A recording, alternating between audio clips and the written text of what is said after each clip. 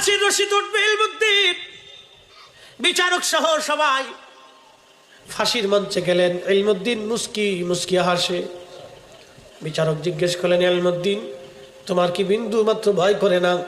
ইলমুদ্দিন বলতেছে, বিচারক কিসের ভয় আমি করব? গত রাত্রি যিনি আমার সঙ্গে সাক্ষাৎ করে গেলেন, কিছু সময় পরেই আমি তার সাথে আল্লাহর জান্নাতে আমি একত্রিত হয়ে যাব। হ্যাঁ, চিৎকার করে বলেন আল্লাহু আকবার।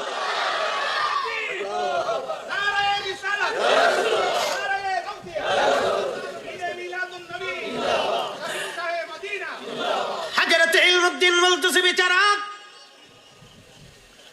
গত রাত্রিবেলা আমি যার সাথে সাক্ষাৎ করেছি, যিনি আমাকে দিদার দিয়ে গেছেন, আজ জান্নাতে আমি তার সাথে মিলিত হব একসঙ্গে। আমি হাসবো না তো কাঁদবো নাকি? আমি সেই খুশিতে হাসতেছি। কিছু সময় পরে আমার ওই রসুলের সঙ্গে আল্লাহর জান্নাতে আমি একত্রিত হব। আহা, হয় না? আরো জোরে বলেন। রসুল আসে না নাই? হ্যাঁ না, হয় না? আরো জোরে বলেন, আসে না নাই?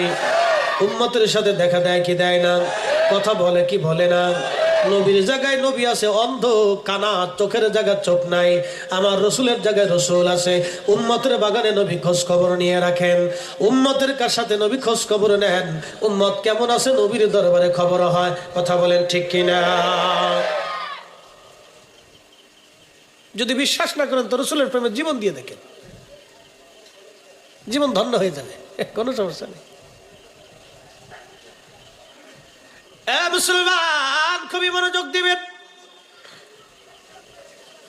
রসুলের ইশকে এরকম যুগে যুগে যুগে যুগে আশিকরা জীবন দিয়ে জীবনকে ধন্য করলো। একজন ইলমুদ্দিন, কোন মাদ্রাসার মুহতামিম না, শাইখুল হাদিস না, প্রিন্সিপাল না, অধ্যক্ষ উপাধ্যক্ষ, doctor doctor, chancellor, vice chancellor, এগুলি কিছুই না, প্রিন্সিপালও না, কিছুই না। তিনি একজন সাধারণ কাঠ মিস্ত্রি। কোন রকম মক্তবে পড়নেওয়ালা এক যুবকের সঙ্গে রহমতের নবী সাক্ষাৎ করে গেলেন। কারণ কলিজা ভরা ছিল রসুলের ভালোবাসা, নবীর ইশকে জীবন দেওয়া ইলমুদ্দিনের ইতিহাস সারা পৃথিবীতে কিয়ামত পর্যন্ত আশিকে রসুলদের কাছে চলতেই থাকবে। এইরকম ইলমুদ্দিন সারা পৃথিবীতে লাখে লাখে এখনো আছে। আল্লাহ নবীর ইজ্জতের চাদর ধরে যারা ধরবে, তাদের বোঝা উচিত ইলমুদ্দিনেরা এখনো জমিন থেকে মরে নাই। এখনো লাখে লাখে ইলমুদ্দিন আল্লাহর জমিনে রসুলের ইশকে কলিজায় নিয়ে ঘুরে বেড়ায়। কথা বলেন ঠিক কিনা? উপস্থিতি, এই ইশক কিয়ামত পর্যন্ত চলতে থাকবে, এটা কখনো নিভে যাওয়ার নয়। আমার রসুলের ইশক দিয়ে দুনিয়া চলবে। মুসলিম মিল্লাতে আমার অনেক ভাইরা চিন্তা করেন, বুঝি মিলাদুন নবী আমরা বন্ধ করে দিব? না না না, কিয়ামত পর্যন্ত চেষ্টা হবে, জমিন থেকে মিলাদুন নবী বন্ধ হবে না। কথা কোন ঠিক কিনা? ওরা ভাবছে আমরা ধাক্কা দিয়া বঙ্গোপসাগরে ফেলে দিব না, ধাক্কা দিয়া বঙ্গোপসাগরে ফেলে দিব, কর্ণফুলীর মধ্যে ফেলে দিব, পদ্মা গঙ্গা যমুনার মধ্যে ভাসায় দিব না। হাজার চেষ্টা করবে, আহলে সুন্নাতুল জামাত এটা আমার জামাত না, এটা আল্লাহর নবীর জামাত, সাহাবায়ে কেরামের জামাত। আল্লাহর ওলিরা এই জামাতের পতাকা নিয়ে জমিনে এসেছিলেন। 360 আউলিয়া, 12 আউলিয়া, অসংখ্য ওলিরা এই জামাতের পতাকা নিয়ে জমিনে এসেছিলেন। এই পতাকা জমিনে উড্ডীন করে রেখে গেছেন। এই জমিনে আল্লাহর ওলিদের উত্তরসূরি এখনো আছে, কিয়ামত পর্যন্ত চলতে থাকবে। জমিনে ওলি না থাকলে জমিন ধ্বংস হবে। যত সময় ওলি থাকবে তত সময় জমিন ধ্বংস হবে না। ওলি শূন্য হলে জমিন ধ্বংস হয়ে যাবে। অতএব জমিন কখনো ওলি শূন্য হবে না। আর আহলে সুন্নাতুল জামাত জমিন থেকে কখনো বিদায় নেবে না। এটা কিয়ামত পর্যন্ত চলতে থাকবে। একবার জোরে বলা যাবে কি মারহাবা? আপনাকে বুঝে যেতে হবে, ও কিয়ামত পর্যন্ত এই বাতি জ্বলতে থাকবে, নিভানোর জন্য বহু লোক ফুয়াইতে থাকবে, কিন্তু তাদের ফুতে বাতি নিভবে না। চলবে, এটা নিভবে না।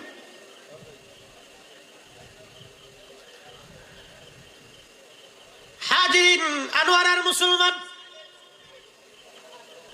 আল্লাহর নবীর ইশকে বহু সাহাবী এরকম জীবন দিয়ে দিল। নবীর ইশকে বহু সাহাবী আশিক যুগে যুগে যুগে যুগে এরকম জীবন দিয়ে দিছে।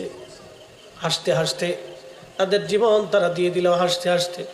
মনে রাখবেন, আল্লাহ যাকে পছন্দ করে তাকে দ্বীনের জন্য কবুল করে নেন। আল্লাহ যাকে ভালোবাসেন তাকে নামাজের কাতারে নিয়ে আসেন, আল্লাহ যাকে পছন্দ করেন তারে নবীর গোলাম বানায় দেন। একটা কথা মনে রাখবেন, আজ বলে দিয়ে যাই, মানব জাতি মায়ের রুহুর ভিতরে, দেহের ভিতরে যখন 4 মাস 120 দিন পার হয়ে যায়, তখন তার হাত পা চোখ কান নাক বডি স্ট্রাকচারের সময় তৈরি হয়ে যায়। ওই সময় আল্লাহ রাব্বুল আলামিন মায়ের পেটের ভিতরে বান্দার দেহের ভিতরে রুহু ফুকায় দেয়। ফুকায় দিয়া জিব্রাইল আলাইহিস সালামকে আল্লাহ ডাক দেয়, বলে জিব্রাইল 4টে জিনিস আমার বান্দার জন্য লিখে দাও। 4টে জিনিস আমার বান্দার জন্য লিখো। মায়ের রেহেমে পেটের ভিতরে যখন 4 মাস 120 দিন পার হয়, 4 মাস 120 দিনের মাথায় আল্লাহ রুহের জগৎ থেকে আমাদের রুহ নিয়ে আসে। ওই রুহ খানা নিয়ে মায়ের পেটের ভিতরে আমাদের বডির মধ্যে আল্লাহ ফিট করে দেয়। তখন জিব্রাইলকে বলে, জিব্রাইল 4টে জিনিস তুমি একবারে নির্ধারিতভাবে লিখে দাও। 1 নম্বর, আমার বান্দা কি পরিমাণে রিজিক খাবে তুমি আমার বান্দা। 1 নম্বর, আমার বান্দা কতদিন পর্যন্ত পৃথিবীতে বেঁচে থাকবে, তার হায়াত কত সময় পর্যন্ত হবে, কোন জায়গা মারা যাবে, কোন সময় মারা যাবে, কোন অবস্থায় কিভাবে মারা যাবে, আমার বান্দার জন্য লিখে দাও। একসাথে বলবেন আল্লাহু আকবার। থাকার সুযোগ আছে? হ্যাঁ, যদি সুযোগ না থাকে তো জমি নিয়ে কারাকারি করার দরকার কি? কি কথা কর না? যদি সুযোগ না থাকে তাহলে ভাইয়ের জমিন, বোনের জমিন, অন্যের জমিন, বাতিজার জমিন, ভাগিনার জমিন, এগুলি নষ্ট করার প্রয়োজন কি? এটা পাবে বুঝিয়ে দিয়ে দেন। 1 ইঞ্চি মাটি নিয়ে মানুষ পানাপানি মারামারি গুতাগুতি কিলিকিলি করে। 1 ইঞ্চি, এতটুকু।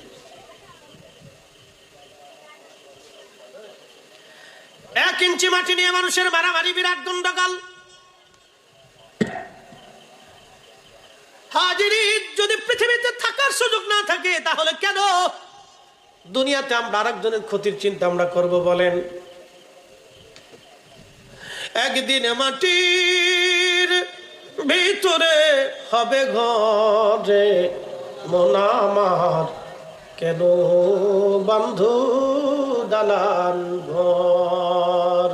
সালাতুন ইয়া রাসূলুল্লাহ আলাইকুম সালামুন। আল্লাহ বললেন, জিবরিল কোন পর্যন্ত বেঁচে থাকবে তুমি নির্ধারিত করে দাও। আহা, তুমি নির্ধারিত করে দাও কোন পর্যন্ত সে বেঁচে থাকবে।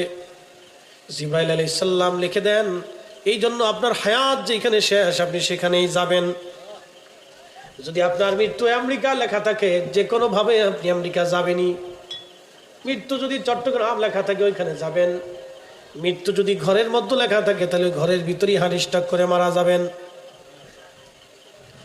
আল্লাহর কোরআন বলতেছে, কুল, হুজুর আপনি বলে দেন, ইন্নাল মাউতাল্লাযী তাফিরুনা মিনহু ফাইন্নাহু মুলাকীকুম। নবী গো, মানুষ আমার বান্দারা মরণ থেকে পালানোর চেষ্টা করে। হাবিবো, আপনি বলে দেন মরণ থেকে পালানোর কোনো রাস্তা নাই। ফাইন্নাহু মুলাকীকুম, এই মরণ তার সাথে মোলাকাত করবে। এই মরণ থেকে পালানোর কোনো রাস্তা নাই। এই মরণ থেকে পালানোর কোনো রাস্তা নাই। ওয়া মা তাদরি নাফসুম বিআইয়ি আরদিন তামুত। হুজুর আপনি বলে দেন কোন জায়গা, কোন স্থানে, কোন অবস্থায় তার মৃত্যু হবে আমি আল্লাহ ছাড়া কেউ জানে না। আমি আল্লাহ ছাড়া কেউ জানে না। এই জন্য যেহেতু এটার কোনো গ্যারান্টি নাই, আল্লাহর কোরআন বলতেছে, হুজুর উম্মতকে বলে দেন, ইন্না লিল্লাহ, নিশ্চয় আমরা আল্লাহর জন্য, ওয়া ইন্না ইলাইহি রাজিউন, নিশ্চয় আমরা আল্লাহর কাছে ফিরে চলে যাব। জোরে বলেন, কার কাছে যাব? না, যুবক ভাইরা বলেন কার কাছে?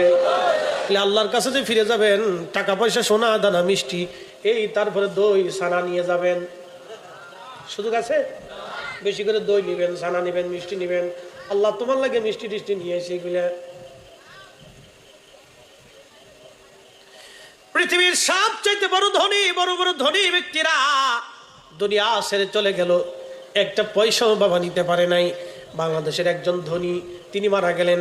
বিনাব গ্রুপ ইন্ডাস্ট্রির মালিক, নাম বললে আপনারা সবাই চিনবেন, আমি নাম বলবো না, খুব মনোযোগ দিবেন। করোনার সময় মারা গেল। আহা, করোনা আক্রান্ত যখন হলো, তার স্ত্রীও তার কাছে যায় নাই, ছেলেটাও কাছে যায় নাই, মেয়েটাও কাছে যায় নাই। তার জানাজা হলো, ছেলেটা জানাজায় শরিক হয় নাই, স্ত্রীটা লাশ দেখতেও পর্যন্ত যায় নাই, মেয়েটা লাশ দেখতেও পর্যন্ত যায় নাই, ছেলেটা বাবার কবরের কাছে কবর দেওয়ার সময়ও যায় নাই। এমন জীবন করিয়া গঠন, হাসিবে তুমি কাঁদিবে ভুবন। হাজার হাজার কোটি টাকা রেখে লাভ কি হবে যদি সন্তান মানুষের মতো মানুষ না হয়? সন্তান যদি কবরের পাশে না দাঁড়ায়, এমন সন্তান পালানো চাইতে শিয়াল কুত্তা পাইলে যাও অনেক ভালো। উচিত কথার ভাত নাই দেশে, উচিত কথার দেশে ভাত নাই, উচিত কথা মানুষ শোনে না। মানুষ ভাবে এই লোকটা বেশি ভালো না, সুবিধার না। একটা কথা শোনেন, আমাদের দেশের মানুষের সিস্টেম কি জানেন? আপনি ভালো মতো চলবেন, নামাজ কালাম ঠিক মতো পড়বেন, সৎ মতো খাবেন, সৎ মতো চলবেন, ডান বাম করবেন না, সাদা সিধে মতো চলবেন, মানুষকে লোকটা বলত কথা কন না কেন, কি কর লোকটা বলো। আর যদি সিটারি বাট পরি সালাকি টালাকি করেন, খুশাখুশি ঝাইঝামেলা বাঁধাই দেন, লোকটা খুব চালাক, বিরাট চালাক। ও লোকটা জানে না যে কবরে যাওয়ার পরে যে কি বাটাম চালান চলবে ওর কবরে, কি যে বাটাম চালান, বাপরে বাপ, ওর 14 গোষ্ঠী জীবনে দেখে নাই কি বাটাম চালান আছে। বেশি দিন না তো, শুধু দম ফুরানোর সাথেই শেষ। কি কথা ঠিক কিনা? দম ফুরানোর সাথে শেষ। 24 ঘন্টার ভিতরে পায়খানার রাস্তা দিয়ে পোকা আছে, পোকা পোকা। ও প্রধানমন্ত্রী, রাষ্ট্রপতি, প্রেসিডেন্ট, প্রধান সেনাপতি, ও জাতিসংঘের মহাসচিব, আমেরিকার প্রেসিডেন্ট আর রাশিয়ার প্রেসিডেন্ট চিনে না। পায়খানার রাস্তা দিয়ে পোকা আসে, পোকা। এই পোকা সারা শরীরে ছড়াইয়া গন্ধ আসতে থাকে, বিচ্ছিরি পচা গন্ধ আসতে থাকে। তখন স্ত্রীকে তাড়াতাড়ি সরাও, পুলাকে তাড়াতাড়ি কবর দাও, গ্রামবাসীকে ধুর পুচে গেছে, শেষ।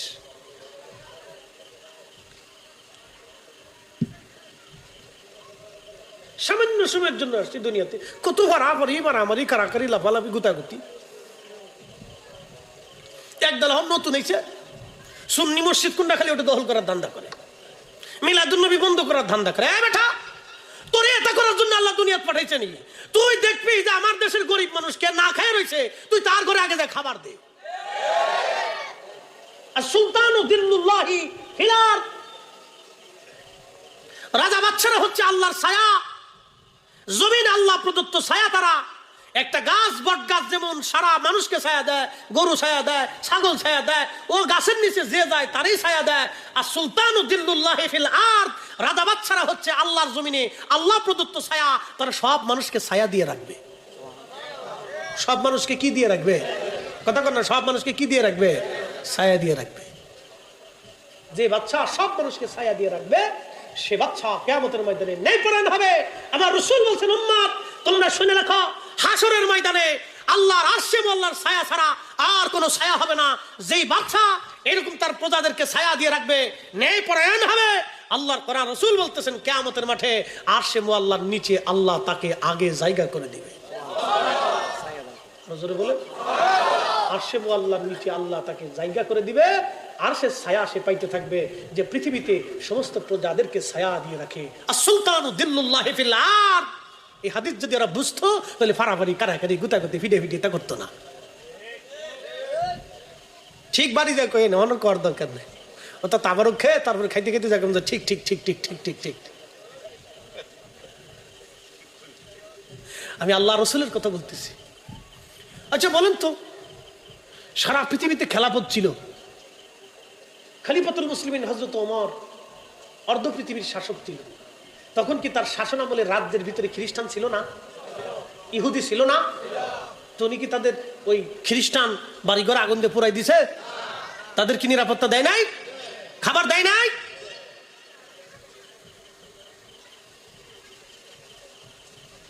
শাসকদের কাছে সবাই নিরাপদ থাকবে। দুই একদিন ফাঙর পেয়ে ছাড়তে পারছে না, তার মাথা নষ্ট হয়ে গেছে। আগের বেটার মাথা নষ্ট হওয়ার কারণে বেটা চলে গেছে। আপনাকে যদি মাথা নষ্ট হয় তাহলে আপনারা জমিনে জায়গায় পাবেন না খুঁজে। এত মাথা নষ্ট করেন না, আল্লাহর দেওয়া দায়িত্ব পালন করেন। সবাইকে আল্লাহ ওই আসনে নেয় না, যাকে দেয় পরীক্ষা করে। যদি সময়ের সঠিক ব্যবহার না করেন তাহলে আল্লাহ প্রদত্ত ভাবে আল্লাহ গজব নাজিল করবে। আপনি নিজেও বুঝবেন না যে কি হয়ে গেল। কি হয়ে যাবে নিজে বুঝবে। আল্লাহর নবী এই ওয়াদিকে মোবারকময় বলেছেন। এই ওয়াদি পার হওয়ার পরে ইউনিভার্সিটি থেকে শুরু হয়ে উহুদ পাহাড়ের শেষ সীমানা পর্যন্ত মদিনার হাওদ, মদিনার সীমানা, এই সীমানার ভিতরে কোনোদিন তিনি জুতা পরেন নাই, পায়খানা করেন নাই, পেশাব করেন নাই, থুতু নিক্ষেপ করেন নাই। এই সীমানার বাহিরে এসে পায়খানা পেশাব তিনি সারতেন, থুতু তিনি ফেলতেন। এসে জিজ্ঞেস করা হলো, ইমাম মালিক, জীবনে কোনোদিন আপনি মদিনাতে জুতা স্যান্ডেল পরলেন না, পায়খানা পেশাব করলেন না, কারণটা কি? ইমাম মালিক রাহিমাহুল্লাহ একটা জবাব দিতেন, আল্লাহর বান্দারা, যেই মাটির নিচে রাহমাতুল লিল আলামিন ঘুমায়, ওই মাটির নিচে আমি ইমাম মালিক ওই মাটির উপরে কি করে পায়খানা পেশাব করব, থুতু নিক্ষেপ করবো, আমি জুতা পাই দিব, আমার জীবন চলে যাবে, আমি এই মাটির উপরে কখনো জুতা পরতে পারবো না। একবার জোরে বলবেন কি আল্লাহু আকবার। কি করে আল্লাহকে ভয় করতেন যে যদি রসুলের সাথে বেয়াদবি হয় তো আল্লাহর দপ্তরে আমার কি আসামি হয়ে যাব। আর আমার দেশে আমরা শানি মুস্তাফা নিয়ে গুতাগুতি করি, খালি গুতাইতে থাকে, আপনারা খালি গুতাইতে থাকে। গুতায় কি করবেন? বেহেশতে যাইবেন তো যান। কি কথা কর নাকি? খারাপ কিছু কইছি? গুতাইয়ে বেহেশতে যাইতে পারবেন তো যান। গুতাইয়া নবীর সুপারিশ নেবেন তো নেন। গুতাইয়া কবরে প্রশ্নের জবাব দিবেন মুনকার নাকিরের তো দেন।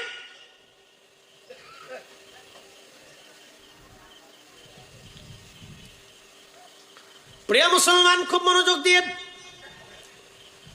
আল্লাহ জিব্রাইলকে আল্লাহ বলে দিয়ে, জিব্রাইল প্রথমটা লিখে দাও কোন পর্যন্ত তারা হায়াত হবে। এই হায়াতের কথা বলতে যে পর্যন্ত চলে আসছি, 2 নম্বর কি পরিমাণে সে রিজিক অন্বেষণ করবে, রিজিক খাবে বলে দাও। আচ্ছা, আমার দেশের যারা কোটি কোটি টাকার মালিক হয়ে দুর্নীতি করে মালিক হইল, অ্যাটেনশন মনোযোগ দিবেন। বলে হুজুর কেমনে? কয়দিন আগে আমার ঢাকাতে হাসনাবাদে একজন জমি বিক্রি করে, জমির ব্যবসা করে, ওনার অফিসে আমি বসে রয়েছি, দেখলাম একজন লোক আসছেন, তিনি 60 কোটি টাকা দেওয়া জমি কিনবে, বায়না করে গেল। আমার বলতেছে হুজুর লোকটার চিনেন নি? আমি বললাম না, ওনার সাথে পরিচয় নাই।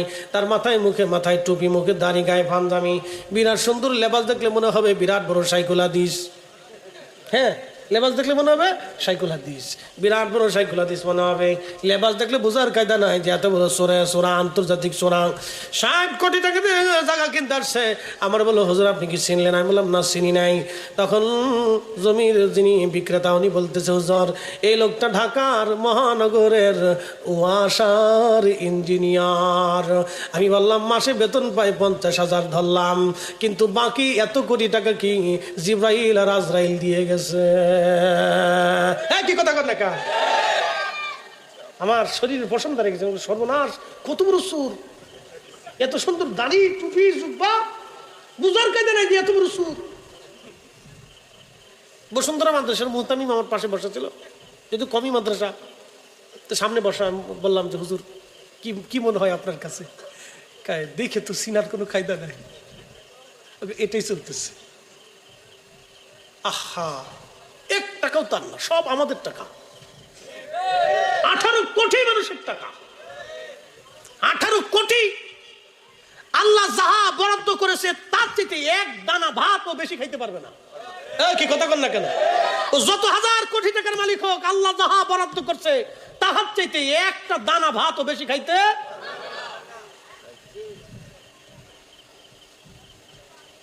শুধু শুধু ব্যাংকে রাখছে, শেষে ফুলা বোতল সার মুড়ি দেবে।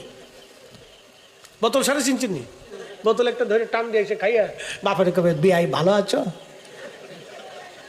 হ্যাঁ বলবে তো। বুড়া কালে থাপড়াইবো, বাপের পিটাইব, বৃদ্ধাশ্রমে দিয়ে আসবে। মাইয়া কি করবো জানেন? রাত 3টের সময় আসবে, আইসিয়ে পোলা একটা ধরে লই আইব, বাপে জিগাইব কেডা?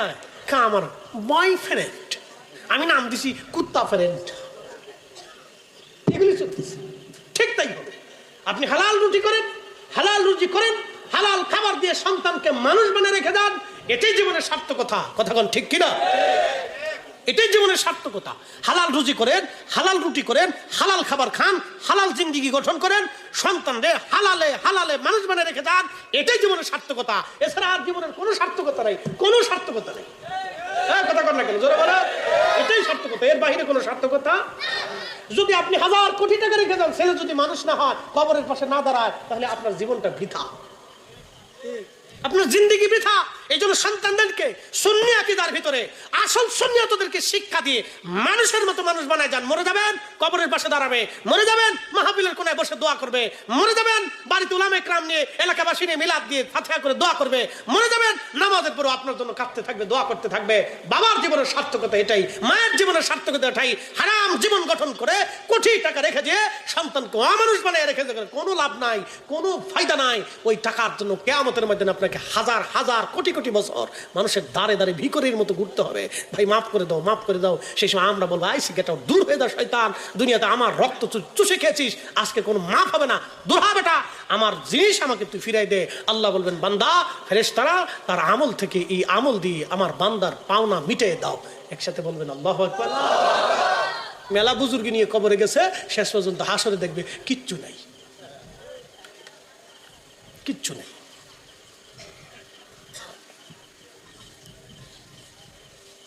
আপনাদেরকে আজকে একটা মাসালা শোনাই, সারা জীবন মনে রাখবেন। আল্লাহ রসুল কোন সাহাবী ইন্তেকাল করার পরে নবীজি সাহাবে গ্রাম পরিবার পরিজন সবাইকে ডেকে বলতেন, সে কোনো ঋণ আছে কিনা দেখো। এই শুনে যান, সে কোনো ঋণ আছে কিনা দেখো। যদি ঋণ থাকতো নবীজি বলতেন যারা ঋণ পাও, ফ্যামিলি যদি সামর্থ্যবান থাকতো পরিশোধ করাই দিতেন।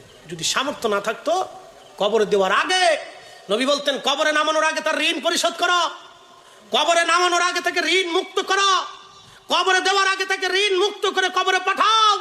কারণ হকুল্লাহ, আল্লাহর হক, নামাজ পড়ে নাই আল্লাহ মাফ করে দেবে। আল্লাহ ওয়াদা করছে লা তাকনাতু মির রাহমাতিল্লাহ, আমার রহমত থেকে তুমি নিরাশ হও না, তুমি আল্লাহ মাফ করে দিবে। কিন্তু মানুষের হক নষ্ট করে গেছে, আল্লাহ 1 সেকেন্ডের জন্য তাকে মাফ করবে না, বান্দা মাফ না করা পর্যন্ত। এই জন্য আল্লাহ রসুল বলতেন তাকে কবরে নামানোর আগে তোমরা তাকে ঋণ মুক্ত করে কবরে নামাও, ঋণ মুক্ত করে কবরে নামাও, ঋণ মুক্ত করে কবরে নামাও। আর আমরা টাকা হাওলাত নিলে তো 10 বছরও টাকা দেয় না। কি কথা কর না কেন? টাকা উঠাইতে গেলে মারামারি, গেঞ্জাম, ফাসাদ, ঝগড়া, ফাসাদ, মোবাইলের জুতার শেষ হয়ে গেছে, টাকা দিতেই চায় না। কষ্ট হচ্ছে আপনাদের, বুঝতে হবে আপনাদেরকে। আনোয়ারান মুসলমান হাজিরিন, নবীজি বলতেছে উম্মত 2 নম্বর কি পরিমাণে রিজিক শেখাবে আল্লাহ বরাদ্দ করে দেন। একটা দানা বেশিও আপনার জুটবে না আল্লাহর বরাদ্দের বাহিরে। যাহা আল্লাহ বরাদ্দ রেখেছেন আপনি তাহাই পাবেন, এর বেশি আপনি পাবেন না, কম আপনি পাবেন না, বরাদ্দ আল্লাহর। এই জন্য কোনো মানুষের রিজিকে আপনি হাত দিবেন না, কোনো মানুষের সম্মান ইজ্জতে আপনি হাত দিবেন না। 3 নম্বর আল্লাহ রসুল বলতেছেন উম্মত তার জন্য বরাদ্দ হয়ে যায়, সে কি পরিমাণে ইজ্জতওয়ালা হবে, মান সম্মানওয়ালা হবে, এটা আমার আল্লাহ তার আমল নামায় বরাদ্দ করে দেয়। এই জন্য আল্লাহ রসুল বললেন আমার উম্মত, এক মুমিন আর এক মুমিনের মাল আমি হারাম করে দিলাম, অর্থাৎ একজন মুসলমানের মাল আপনি অনুমতি ছাড়া আপনি নিতে পারবেন না, এটা আপনার জন্য হারাম। এক মুমিন আর এক মুমিনের ইজ্জত আমি আল্লাহ হারাম করে দিলাম, নবী হারাম করে দিলাম। এক মুমিন আর এক মুমিনের ইজ্জত নিয়ে সিনেমিনি খেলতে পারে না, তার সম্মান হানি আপনি করতে পারেন না, এটা আল্লাহ হারাম করে দিয়েছেন, আল্লাহ হারাম করে দিয়েছেন, আল্লাহ হারাম করে দিয়েছেন। আল্লাহ রসুল বলছেন আমার উম্মত 3টা জিনিসের নিরাপত্তা তুমি যদি দিতে পারো, তাহলে আমি আল্লাহর রসুল তোমাকে নিয়ে জান্নাতে চলে যাব। আমি নবী তোমারে গ্যারান্টি দিলাম, তুমি 3টা গ্যারান্টি আমারে দাও। 1 নম্বর চোখের গ্যারান্টি তুমি যদি আমাকে দাও, 2 নম্বর জিহ্বার গ্যারান্টি যদি আমাকে দাও, 3 নম্বর গুপ্ত অঙ্গের গ্যারান্টি যদি আমারে দাও, আমি নবী তোমার জান্নাতের গ্যারান্টি দিলাম। আল্লাহু আকবার। কয়টা গ্যারান্টি? হ্যাঁ জোরে বলেন কয়টা? 3টা। 1 নম্বর চোখের গ্যারান্টি, 2 নম্বর জিহ্বার গ্যারান্টি, 3 নম্বর গুপ্ত অঙ্গের গ্যারান্টি যদি তুমি দিতে পারো উম্মত, আমি তোমাকে জান্নাতের গ্যারান্টি দিয়ে দিলাম। এই 3টা গ্যারান্টি তুমি দাও, তোমাকে জান্নাতের গ্যারান্টি দিয়ে দেব। আল্লাহ নবীজি বললেন উম্মত 3 নম্বর আল্লাহ লিখে দেয় কি পরিমাণে সে ইজ্জতওয়ালা হবে, লিখে দেওয়া হয়। 4র্থ নম্বর সে কি জান্নাতি নাকি জাহান্নামী লিখে দেওয়া হয়। ভালো করে বুঝে যান বাবাজি, সে কি জান্নাতি নাকি জাহান্নামী লিখে দেওয়া হয়। দেখবেন আমার দেশের বহু মানুষ নাস্তিক হয়ে যায় মুসলমান থেকে। সেদিন দেখলাম একজন মেয়ে খ্রিস্টান হয়ে গেছে, মুসলমান। আমার ফরিদপুরে কয়েকটা মেয়ে খ্রিস্টান হয়ে গেছে। আমার ফরিদপুরে কিছু এক লোক বের হয়ে গেছে নতুন, তারা সুন্দর পোশাক আশাক পরে লালন ফকিরের ওই মতবাদে যাইয়া তারা মানুষদেরকে নিয়ে নিয়ে খ্রিস্টান বানিয়ে ফেলতেছে, ওই মতবাদে ঢুকিয়ে ফেলতেছে। একবার জোরে বলা যাবে কি নাউজুবিল্লাহ? আহা, বড় চক্রান্ত, কঠিন চক্রান্ত আমার দেশে ঢুকে গেছে। আস্তে আস্তে মুসলমানের ইমানগুলি কেড়ে নেওয়া হচ্ছে। ভারতীয় অনেক জায়গায় মুসলমান হিন্দু হয়ে যায়, সর্বনাশ। আল্লাহ রসুল বললেন, আমার রব, আমার আল্লাহ লিখে দেন সে কি জান্নাতি নাকি জাহান্নামী। আবার দেখা যায় বহু বিধর্মী শেষ জীবনে কালেমা পড়ে মুসলমান হয়ে যায়। একবার জোরে বলা যাবে আল্লাহু আকবার। আবার কেউ দেখা যায় আল্লাহ নবীর সঙ্গে বেয়াদবি করে জাহান্নামে চলে যায়। বাজানো নবীর এশক, ওই যে আমি আগে বলছিলাম এশকে রসুল, এটা ভাগ্য লাগে, সবার কপালে আল্লাহ লেখে না, ঠিক কিনা? এশকে রসুল নসিব লাগে, কপাল লাগে, সবার নসিব আল্লাহ লিখে না। এটা আল্লাহর দয়া। পূর্ব জামানাতে বনী ইসরাইলের এক বান্দা আল্লাহকে বলতেছে, আল্লাহ তুমি আমার 500 বছর হায়াত দাও। তা আল্লাহ বলেন, তুমি 500 বছর হায়াত দিয়ে কি করবা? বলে, রব্বুল আলামিন, এই 500 বছর ধরে আমি তোমার ইবাদত করব, 500 বছর ধরে তোমার বন্দেগী করে আমি তোমার খুশি করব। আল্লাহ বলেন, হ্যাঁ বান্দা, 500 বছর তোমাকে হায়াত দিলাম। লোকটা জঙ্গলে চলে গেল, 500 বছর ধরে ওই নির্জনে নিবৃতে একাকী আল্লাহর ইবাদত করতে লাগলো। 500 বছর শেষ হবে, তার আগে আল্লাহকে ডাক দিয়ে বলল, রব আপনি আমাকে সেজদার মধ্যে আমার মউত দিবেন, এবং সেজদা হালতেই আপনি আমার কবর দিবেন, এবং সেজদা অবস্থায় আপনি হাসরের ময়দানে আমার উঠাবেন। সুবহানাল্লাহ বলা যাবে না? বুঝেন তো লোকটা কত বড় আল্লাহ ওয়ালা। আল্লাহ আপনি আমার সেজদা হালতে নিয়ে যাবেন, আমি সেজদার মধ্যে থাকবো, ওই সময় আমার জান কবজ করবেন। আল্লাহ বলেন, কারণ কি? আল্লাহ জানে কি জানে না? জানে। তারপর আল্লাহ জিজ্ঞেস করলেন, বান্দা কোন কারণ তুমি বলো। বান্দা বলতেছে, ইয়া রব্বি, আমার ইচ্ছা আপনাকে সেজদা হালতে আমি কবরে চলে যাব, আপনার দরবারে চলে যাব, সেজদা অবস্থায় কবর যেন আমার হয়, আর সেজদা অবস্থায় হাসরের ময়দানে আমি আপনার কাছে উঠব। আল্লাহর বান্দার মৃত্যু হয়ে গেল। রব্বুল আলামিন তাকে ডাক দিয়ে বলেন, বান্দা যাও, আমার রহমতের কারণে তোমারে মাফ করে দিলাম। বান্দা ডাক দিয়ে বলতেছে, রাব্বি আপনি আপনার রহমতের কারণে আমারে মাফ করে দিলেন, আমি 500 বছর ইবাদত করলাম, সেটার জন্য কি ক্ষমা হয় নাই? আমি যে 500 বছর ইবাদত করছি, দেখে তাকু 500 বছর ধরে একটানা বাড়িঘর সংসার জমি জমা দুনিয়াদারি ছাইরিয়ে আমি যে জঙ্গলে যাই নিভৃতে নির্জনে আপনার ইবাদতে 500 বছর কাটাই দিলাম, তো সেটা কো? আল্লাহ বলেন, দেখবা? কাই কি দেখতে চাই? বলে, আল্লাহ সেটার জন্য কি ক্ষমা করেন না? তো কিসের জন্য ক্ষমা করছেন? আমার রহমতের কারণে মাফ করছি। না না, হয় না, আরো জোরে বলে।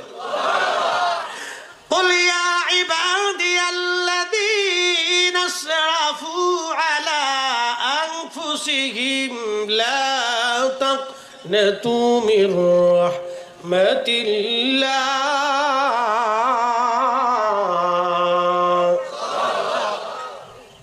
হাবিব আপনি বলে দেন, হে আমার বান্দা, বান্দারে নিজের নফসের সাথে যত জুলুম করো, যত অন্যায় করো, গুনাহ করে ফেলছো, ভয় নাই, আমি মালিকের রহমত থেকে তুমি নিরাশ হইও না, নিরাশ হইও না, নিরাশ হইও না। বান্দারে তোকে রহমতের কারণে মাফ করে দিলাম। বান্দা বলে, আল্লাহ 500 বছর ইবাদত করলাম, তাহা গেল কই? আল্লাহ বলেন, তুমি দেখবা? বলে, হ্যাঁ। তখন আল্লাহ পাক বলেন, ফেরেশতারা তাকে জাহান্নামের কাছ থেকে ঘোরায় নিয়ে আসো। জাহান্নামে দেওয়া লাগবে না, জাহান্নামের কাছে নিয়ে তারে ঘোরায় নিয়ে আসো। ফেরেশতারা জাহান্নামের কাছে নিয়ে গেলেন। তাও কাছে কত জানেননি? 500 বছর দূরের রাস্তা। আল্লাহু আকবার।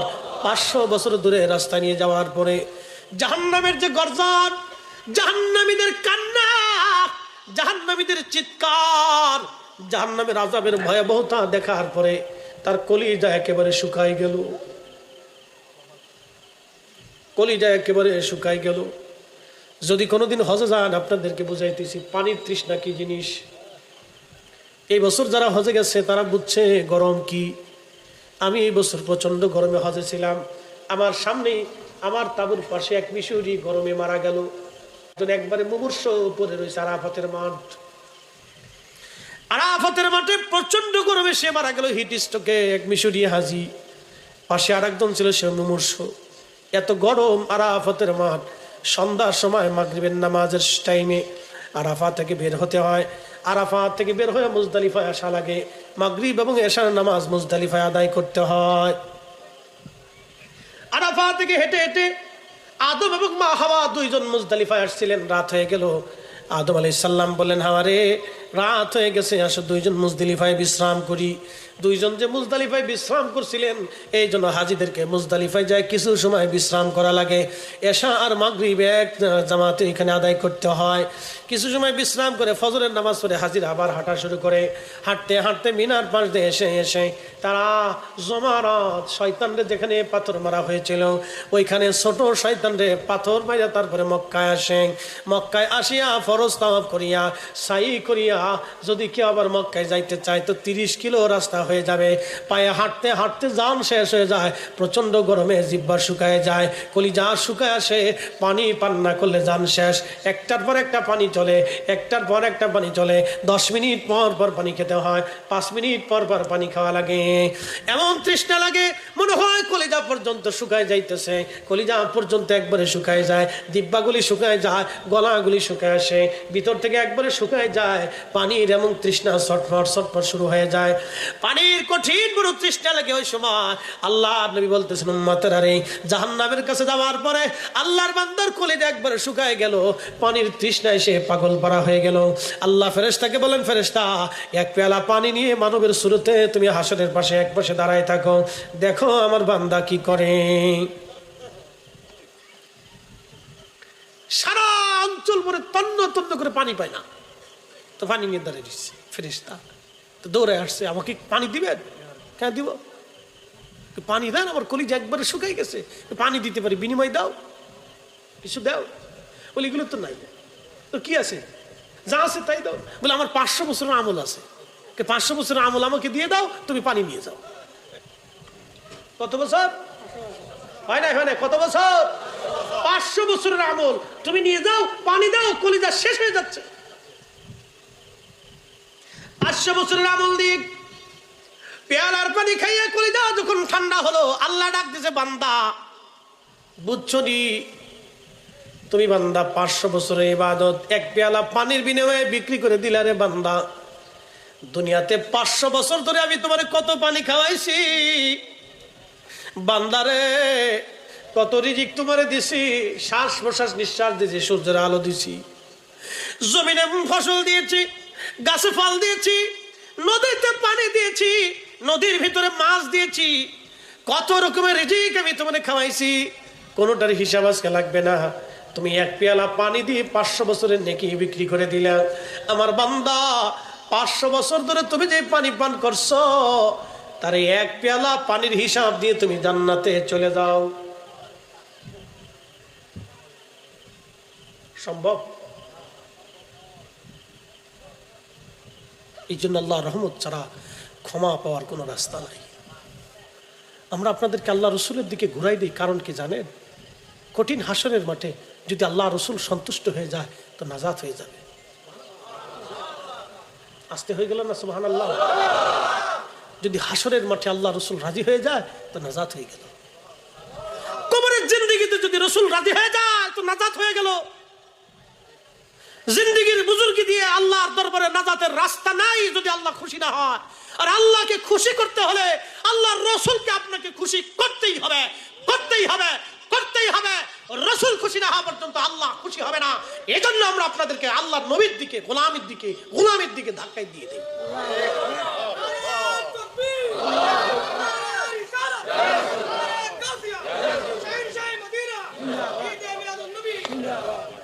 আল্লাহকে যে পাইতে চায় হযরতকে ভালোবেসে, আল্লাহকে যে পাইতে চায় হযরতকে ভালোবেসে, আরশ কুরসি লৌহ কলম না চাহিতে পেশে সে সালাতুনিয়া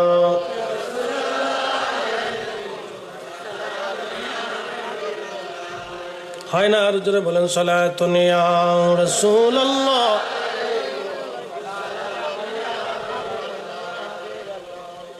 আনোয়ার মুসলমান নাজাত পাওয়ার জন্য আল্লাহর দয়া ছাড়া সম্ভব না। জিব্রাইলকে আল্লাহ বলে দেন, জিব্রাইল তুমি লেখো সে কি জান্নাতি নাকি জাহান্নামী। তবে হ্যাঁ, যারা জান্নাতি আল্লাহ তাদেরকে জান্নাতের আমল করে তারপরে কবরে নেয়। সুবহানাল্লাহ বলা যাবে না? যারা জান্নাতি তাদেরকে দুনিয়াতে নবীর কদমের গোলাম বানায় আল্লাহ কবরে নিয়ে যায়। চলে যেতেই হবে, পৃথিবী ছেড়ে থাকার কোনো রাস্তা নাই। হাজিরিন, দুনিয়াতে থাকার কোনো সুযোগ নাই। যেহেতু যেতেই হবে, যেহেতু চলে যেতেই হবে, অতএব দুনিয়ার থেকে আল্লাহর দেওয়া দায়িত্ব পালন করে আল্লাহর নবীর কদম মোবারকের গোলামি করে যাওয়াটাই বুদ্ধিমানের কাজ।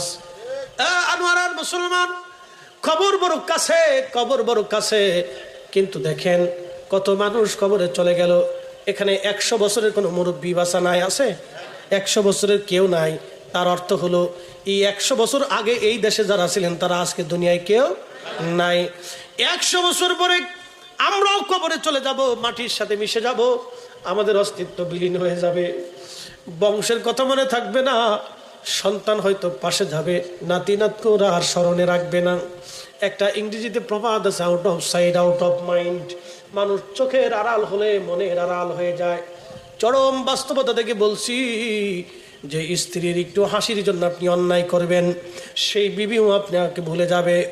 যেই সন্তানের সুখের জন্য আনোয়ারাবাসী আপনি অন্যায় করতেছেন, সেই সন্তান আপনাকে ভুলে যাবে। একটু বলে দিয়ে যায়, দিন শুধু পাঞ্জাবি গায়ে দিয়ে টুপি মাথায় দিয়ে রাস্তার হাঁটার নামই দিন না। সুন্নত শুধু ফরিদ হিসাবের মতো লম্বা 12 হাতের পাগড়ি, 11 হাতের পাগড়ি মাথায় দিয়ে রাস্তায় হাঁটার নামই সুন্নত না। সুন্নত আসল কোনটা বলে দিয়ে যায় আজ আপনাকে। ভালো করে শুনে রাখবেন, 40 বছরে আল্লাহর নবী রহমতের নবী একটা মিথ্যা বলেন নাই, মানুষ ঠকান নাই, ফায়সা কথা বলেন নাই, কাউকে গালি দেন নাই, অন্যায়ভাবে কাউকে মারেন নাই, কারো জমি দখল করেন নাই, আমানতের খেয়ানত কখনো করেন নাই, অন্যের সম্পদ তিনি ডাইন বাম করেন নাই, অন্যের হক নষ্ট করেন নাই, কোনোদিন অন্যায় বিচার নবী করেন নাই।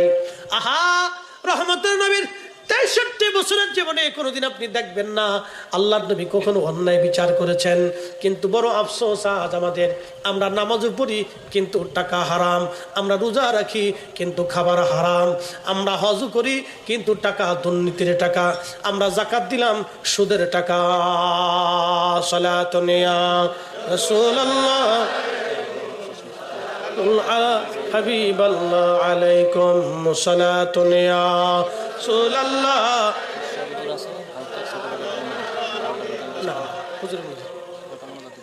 কারেন্ট গেল না আসলো? হ্যাঁ, ও আইসে, ওই যে কারেন্ট ভিতরে।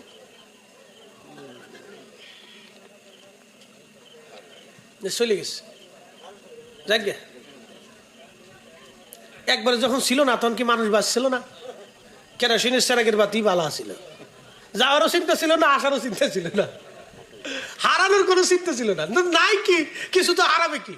ও দেখবেন যারা ওই যে রাস্তাঘাটে খেয়ে গাঁজা খেয়ে ঘুমাই থাকে, ওদের পকেটে কিছু মাল পানি কিছু নাই, ও খাইয়ে যে শুইছে, ওর চিন্তা হলো আমার হারানোর কিছুই নেই, আমি ছাড়া আর কিচ্ছু নাই। ও ঘুমাচ্ছে তো ঘুমাচ্ছে, সারাদিন পরে ঘুমাইতেছে। তা আমাদের হারানোর কিছু নাই।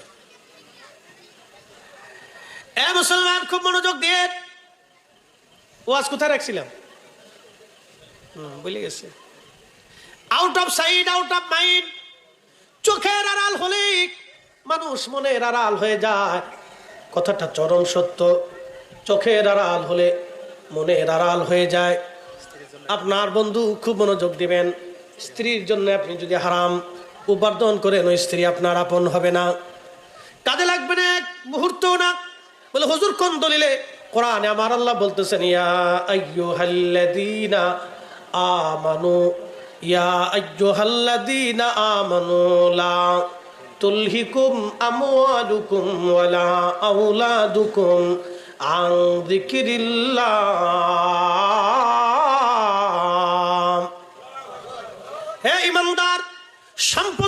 পড়ে, সন্তানের ভালোবাসায় পড়ে তোমরা আমি আল্লাহর জিকির থেকে গাফেল হইও না। আজকের মাহফিল আল্লাহর জিকির। মাহফিল কার জিকির? ও তো বেদাত কয়, সে তো বেদাত বলতেছে। তো বলে কি করবেন? বেহেশত পাবেন? তো বইলে কি করবেন? কবরের প্রশ্নের জবাব দেবেন? তো বইলে কি করবেন? আমার জাহান্নামে পাঠাইতে পারবেন? সে তো আমার ভাই বেদাতি বানাইছে। কোরআন বলতেছে জিকিরিল্লাহ, হাবিব উম্মতকে বলে দেন সন্তান আর সম্পদের প্রেমে পড়ে তারা যেন আমার জিকির থেকে গাফেল না হয়। এই মাহফিল কার জিকির? এখানে সন্ধ্যা থেকে এই পর্যন্ত কার জিকির হচ্ছে বলেন? আল্লাহর। কোরআন তেলাওয়াত আল্লাহর জিকির, ওয়াজ নসিহত আল্লাহর জিকির, নফল নামাজ আল্লাহর জিকির, ফরজ নামাজ আল্লাহর জিকির, রোজা আল্লাহর জিকির, যাকাত আল্লাহর জিকির, হজ আল্লাহর জিকির, দলবদ্ধভাবে আল্লাহর জিকির, দুরুদ আল্লাহর জিকির, মাহফিল আল্লাহর জিকির, মোনাজাত আল্লাহর জিকির। যারা বেদাত করে চিল্লাইলো ওরা ওদের কাজ আঞ্জাম দিয়েছে একটা, তারা শয়তানের কাজ আঞ্জাম দিয়েছে, আল্লাহর কাজ আঞ্জাম দিতে পারে না। কিসের কাজ আঞ্জাম দিছে? শয়তানের তো দিছে, আল্লাহর তো দিতে পারেনি। শয়তানকে খুশি করছে। তার একটা কথার কারণে যদি একজন মুসলমান এখান থেকে মাহরুম থাকে, আন যিকরিল্লাহ, সে আল্লাহর জিকির থেকে মাহরুম থাকলো। আহা, কি হতভাগা সে। কোরআন বলতেছে হুজুর উম্মতকে জানান সম্পদ সন্তানের মোহে যেন আমার বান্দারা আমি আল্লাহর জিকির থেকে মাহরুম না হয়। যদি হয় ওয়া মান ইয়াফআল যালিকা ফাউলাইকা হুমুল খাসিরুন।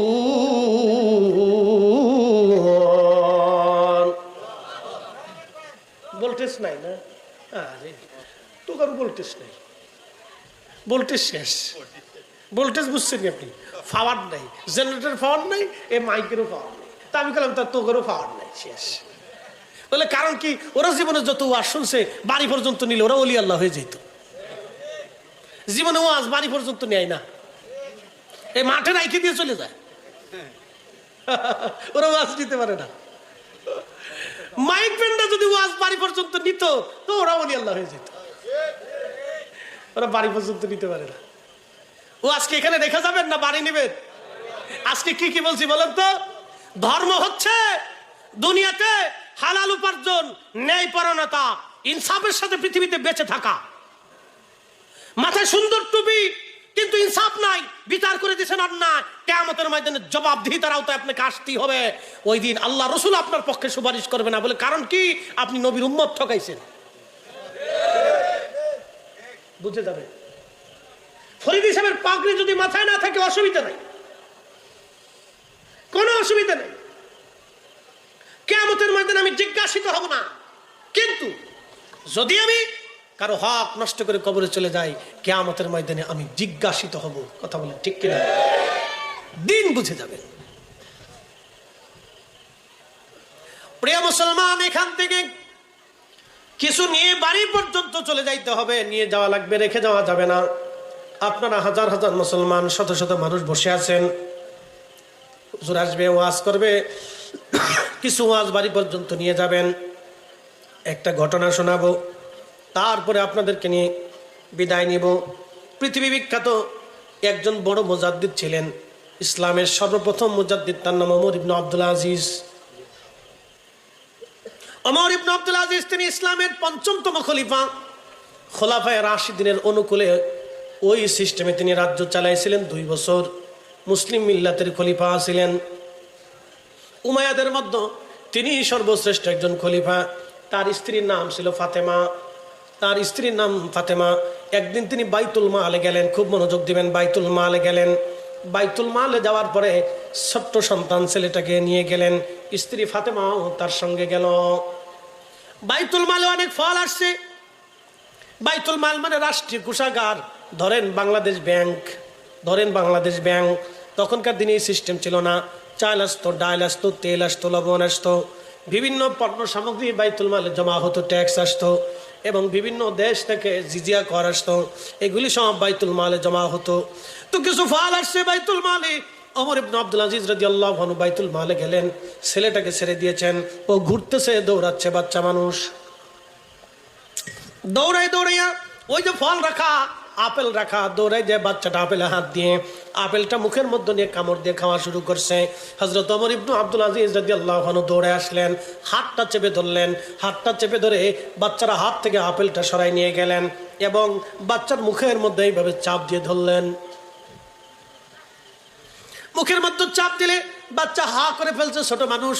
তিনি আরেকটা আঙ্গুল দিয়ে বাচ্চার মুখের ভিতর থেকে আপেল টেনে বের করে নিয়ে আসলেন।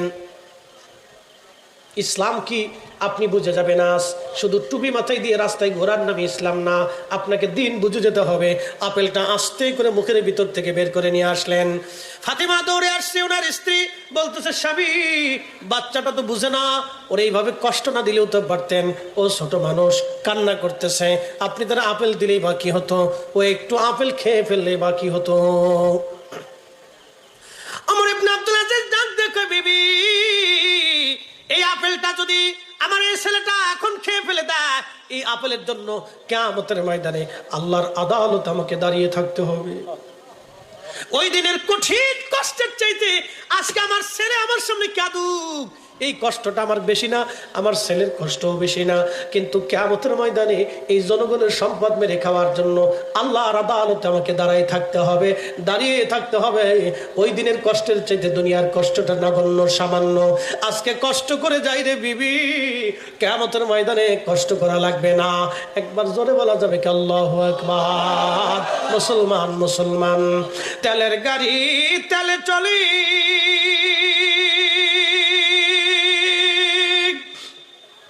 হাওয়ার গাড়ি হাওয়ায় উড়ে, বিনা তেলে চালায় গাড়ি নবী সুলাইমান। আমরা সেই মুসলমান, আমরা সেই মুসলমান। মুসলমান টুসল বানিয়েছি। নির্বাচন আসবে না সামনে, ভোট টোট বুঝে চুঝে দিয়ে টাকা পয়সা খেয়ে দিন না। ঠিক করলেও ঠিক, না ঠিক করলেও ঠিক, টাকা পয়সা খাই ভোট দিন না। ভালো ব্যক্তি দেখে দিন, ভালো লোক দেখে দিবেন, যে ইনসাফ করবে, ন্যায় বিচার করবে, সমবন্টন করবে, গরিবের হক বুঝাই দিবে, এই লোক দেখে ভোট দিয়ে সিল মেরে দিয়ে। আজের এই লোকরে দিন না। টাকা খাইয়া দিন ভরে সাক্ষী দিন না, আমার ভাইয়ের চরিত্র ফুলের মতো পবিত্র, গম চুরি করে শেষ করে দিছি, এরকম সাক্ষী দিন না। মুসলমানের জবানের অনেক দাম। হ্যাঁ, কি কথা কর না কেন? মুসলমানের জবানের কি দাম বুঝাইতেছি আজকে। এখানে বিয়ে করছেন কারা কারা? হাত উঁচা করেন। না না, ওই যে ওরা করে নাই। যারা বিয়ে না থাক বাদ দিলাম, যারা বিয়ে করেন নাই তারা হাত উঁচা করেন। যারা বিয়ে করেন নাই, অবিবাহিত যারা, তারা আজকে যুদ্ধ হবে। অবিবাহিত আর অবিবাহিত আজকে যুদ্ধ হবে। কিরে, যারা বিয়ে করে নাই তারা, তুই বিয়ে করছস, হাত উঁচা করছ না কে? আচ্ছা ঠিক আছে, হাত নামান। যারা বিয়ে করছেন আমার দিকে তাকান। বিবাহের সময় ইজাব কবুলে সাক্ষী কয়জন? কথা কন না, সাক্ষী কয়জন? দুজন। দুই মুসলমানের সাক্ষীতে আপনার স্ত্রী আপনার জন্য হালাল, আপনি আপনার স্ত্রীর জন্য হালাল, আপনার ছেলে বৈধ, মেয়ে বৈধ, আপনার সংসার বৈধ। আপনার মা বাবার বিবাহের মাধ্যমে দুই সাক্ষীর সাক্ষ্যের কারণে আপনি নিজে বৈধ সন্তান। মুসলমানের সাক্ষীর অনেক দাম। এই জবান অপবিত্র করবেন না, মিথ্যা সাক্ষী দিবেন না, কারো চরিত্র যদি খারাপ থাকে তার চরিত্র সম্পর্কে ভালো সাক্ষ্য দিবেন না। মুসলমানের জবানের অনেক দাম। আপনি জানেন এই জবানের কত দাম? যে সাক্ষীর কারণে আপনার হালাল হচ্ছেন, আপনার মা হালাল হচ্ছে, আপনার বাবা হালাল হচ্ছে, আপনি নিজে বৈধ সন্তান হচ্ছেন, আপনার স্ত্রী হালাল, আপনি স্ত্রীর জন্য হালাল, আপনার সন্তান বৈধ হচ্ছে। রাস্তা বলে দৌড়াইতেছেন, ভাইয়ের চরিত্র ফুলের মতো পবিত্র, চিকের বাড়তেছে। ফুলের মতো পবিত্র একমাত্র আমার রসুল ছাড়া পৃথিবী তার কেউ নাই। কথা বলে, আমার রসুল ছাড়া পবিত্র চরিত্রের পৃথিবী তার কেউ। কথা কর না কেন? কেউ। মিথ্যা স্লোগান, এগুলো সব ডাহা মিথ্যা স্লোগান, মিথ্যা স্লোগান। এই মিথ্যা স্লোগান বন্ধ করতে হবে। হাবিব, আপনি হচ্ছেন মহান চরিত্রের অধিকারী। এই চরিত্র, পবিত্র চরিত্র একমাত্র আমার রসুলের ছিল। কি কথা কর না কেন?